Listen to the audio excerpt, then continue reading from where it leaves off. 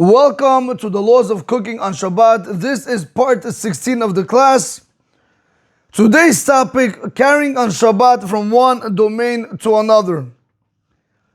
Rav David Yosef Shlita in the Sefer Halacha Birura wants to address if a person went ahead and he transferred food from his house into the public domain, are you allowed to go ahead and benefit from that food on Shabbat? Before we better understand the answer, we need to first learn where did transferring come from? So Rabotai, number one is we have to remember all the 39 malachot are learned out from the Mishkan. In the Mishkan, they used to go ahead and they used to take it apart, and these long poles, long beams, they would go ahead and they would put it onto a wagon which was about 10 tefachim high. Every tefach is about 4 fingers, more or less. So about 10 tefachim high, it's almost a little bit less than the size of a regular table. That's how they had their wagons back then. They used to take these long beams and they used to put it onto the wagon. So where they were standing was a public domain. What they were transferring it on was a private domain, because in order for something to be called a private domain, it has to be 10 tefachim high and 4 tefachim wide. So that is where Hotza'ah is derived. Since they did that in the Mishkan, we're not allowed to transfer anything from one domain to another domain. When are we going to say this rule that you're not allowed to transfer from one domain to another domain? When there is no eruv. Eruv is how the Chacham want to explain it. They went ahead and they wanted to allow the people to carry on Shabbat, so they fixed. That's what basically eruv is. They went ahead and they fixed the eruv for us to allow to carry in the public domain. What did they do? They went ahead and, I don't know if you ever seen it, they put like these fishing rod ropes and they put it all around the area. In certain shoes, they have a map of it, where you're allowed to carry and when you're not allowed to carry. Bottom line is, since we have the eruv, if there is an eruv, what we're about to learn today doesn't apply. But if there is no eruv, what we are about to learn today does apply. So what's Hotza'ah? What is this malacha of transferring? Hotza'ah is one of the 39 primary prohibited labors, which is called Av Malachot on Shabbat. You're not allowed to transfer from one domain to another domain on Shabbat if there is no eruv. It refers to transferring an object from one halachic domain to another, or carrying it more than 4 cubits, meaning amot, basically 2 meters within a public domain. So transferring is not only from a public domain to a private domain, even when a person is in a even when a person is in a public domain and he carries more than, let's say, 6 to 8 feet, if he walks more than that space, we're going to tell him every time he's doing the prohibition, he's doing the sin of transferring in a public domain. So transferring, Rabotai, could be from one domain to another domain, but transferring in a public domain can even mean once you go over the 4 amot line. For example, let's say if a person is standing on point A, now he walks, let's say 8 feet, which is point B. If he passes point B while carrying something on him on Shabbat, he just did a prohibition from the Torah of transferring on Shabbat. He just desecrated Shabbat. So we're going to go back to that concept where we usually think desecration of Shabbat means where I really have to do some physical work, like turn on the light, or go to work, or write, or give a haircut, or fix something. We see over here, it not necessarily is that true that it has to be some type of work, but rather it could be even when it's no work. Because remember, the rule is whatever they did in the Mishkan, the 39 labors that they did in the Mishkan, applies to us on Shabbat. So since one of the things that they did in the Mishkan was transfer from one domain to another domain, that's what we're going to tell you. You're not allowed to transfer from one domain to another domain as long as there is no eruv. However, a person has to be very careful. A lot of times it happens that if there is a very strong wind, or a tree fell, or something like that, and the rabbis of the community, they tell us that there's no eruv, people take it very lightly. They put their keys in their pocket, they carry their sidurim, their talitot, doesn't matter, or their coffee cups, whatever they might be carrying. You should remember that the first sin that you're doing is once you're coming out of the house into the public domain, that's the first avera you did. You just desecrated Shabbat. But your desecration doesn't finish there.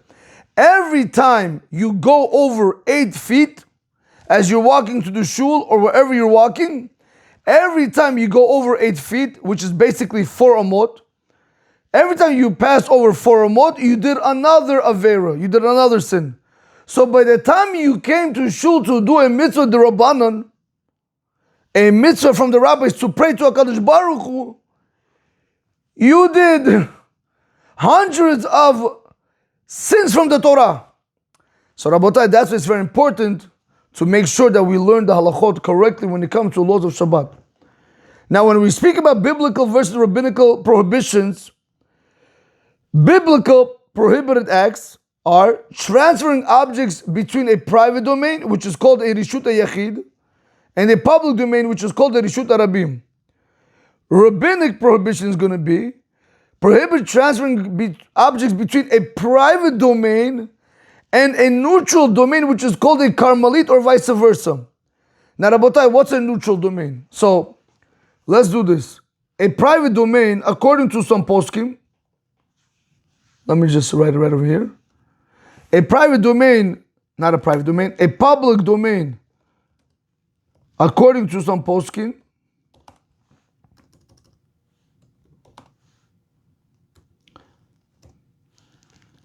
has to be 16 amot wide. The street has to be 16 amot wide. Every am is about 1.5 feet. So let's say it has to be like around 35 feet. Not only that, you have to have over there walking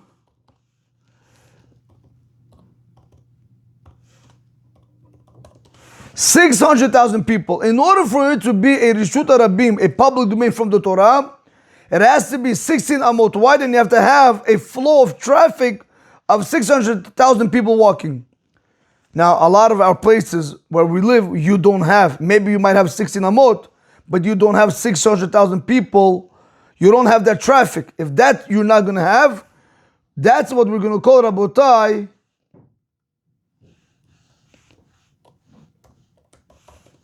karmelit. A karmelit is when it's missing one of the conditions of a public domain. So if in a public domain it has to be 16 amot wide, and you have to have a traffic of 600,000 people, if it's missing one of those, it becomes a karmelit. So that's what the Chachamim, the rabbis of blessed memory, they also said, you're not allowed to transfer from your house, even into our streets today where there's no traffic of 600,000 people. Now that we know that, let's go back to our halakha of the day.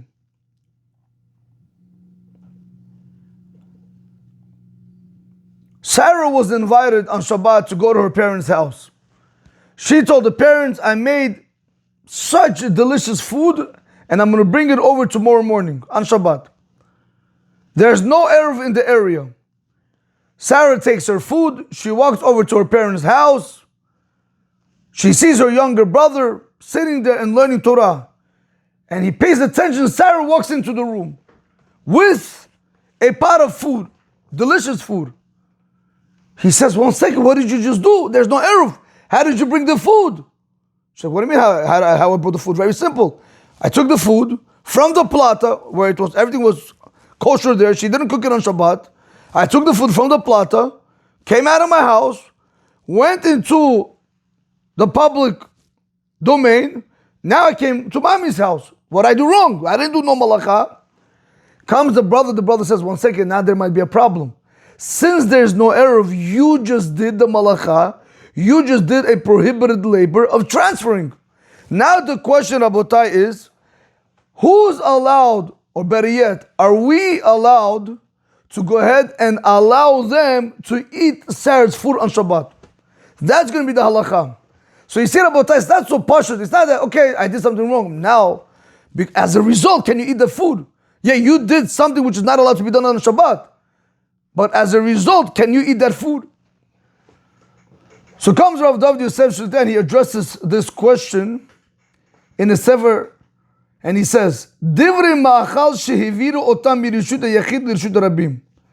If you had food which was transferred from a private domain to a public domain, or mirishut rabim lirshut yachid, or from a public domain into a private domain, if this thing was by accident, if we asked Sarah, did you know you're not allowed to do it? She says, no, I didn't know. Mama, it's an accident, I'm so sorry.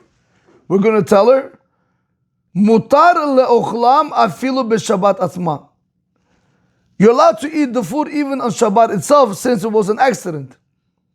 Va'afilu le'oto adam shavar al isur ve'hoti'am. Even on that person that he went ahead and he transgressed that malacha of transferring, and he took it out, we're going to tell him he's also allowed to go ahead and eat that food on Shabbat. Aval, however, what happens if we asked her, Sarah, did you know that this halakha was a sur? She's going to say, of course I knew it was a sur, so why'd you do it? Because I wanted to have a good time, I wanted to enjoy my food, I'm not going to let it go to waste. So she did it intentional. So he says, if it was done intentional, Asur le'ochlam b'Shabbat atzma. You're not allowed to eat that food on Shabbat itself. Ben le'oto shehoti'am, whether we speak about the person that took out the food on Shabbat, or ben le'acherim, or whether we speak about other people that were not involved in the sin. Ve'achar Shabbat mutar le'ochlam, and after Shabbat they're allowed to eat it, ben le'oto shehoti'am, or ben le'acherim. They're all allowed to eat it after Shabbat, whether the person who took it out on Shabbat and did the sin, or whether the other people that did not do the sin, everyone is allowed to go ahead and eat it after Shabbat. Review. If someone carried food from a private area like a house to a public area like the street, or the other way around, this is the malacha of hota'ah, carrying between domains. If he did it by mistake, which is shogeg, the food is still allowed to be eaten on Shabbat, even by the same person who carried it. If he did it on purpose, which is mazid, the food is not allowed to be eaten on Shabbat, neither by the one who carried it, nor by anyone else. After Shabbat is over, the food becomes permitted for everyone, both for the one who carried it and for other people. Rabotai, so we see over here that when a person knows that there is no eruv, and he wants to transfer, it's not only food, it could be anything else. It could be a bottle of wine. Whatever it is, Rabotai, since the person went ahead and they did an avera, they did a sin on Shabbat of transferring from one domain to another domain, we're going to tell you you're not allowed to benefit from that food on Shabbat if it was done intentional. If it was done by accident, we're going to say, yes, you desecrated Shabbat, but the food is still permissible for everyone to eat on Shabbat. Rabotai, have a great day. Baruch Adonai Olam. Amen ve'amen.